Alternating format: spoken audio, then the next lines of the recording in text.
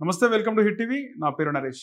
ఈరోజు మన గెస్ట్ ఎంతోమంది జ్యోతిష్యులకు, ఆస్ట్రాలజర్స్కి ఇన్స్పిరేషన్, అలాగే ద క్యాప్టెన్ ఆఫ్ ఆస్ట్రాలజీషిప్ పూజ్య గురూజీ వేణుస్వామి గారు ఉన్నారు.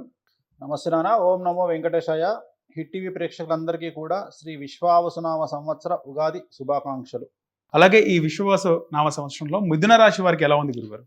సో నెక్స్ట్ మిథున రాశికి 100% అనుకూలంగా ఉంది. మే 9, 2025 నుండి గురువు మారుతా ఉన్నాడు, జన్మంలోకి వస్తూ ఉన్నాడు, శని అనుకూలంగా ఉన్నాడు.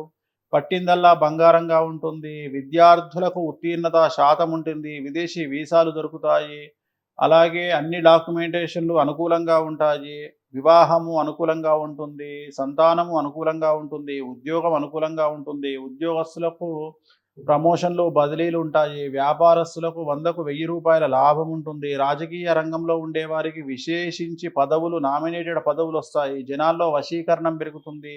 ఆడవారికి అన్ని రంగాల్లో అభివృద్ధి కనిపిస్తుంది. రైతులకు 2 పంటల దిగుబడి, రాబడి ఉంటుంది. క్రీడాకారులు, కళాకారులకు అనుకూలంగా ఉంటుంది.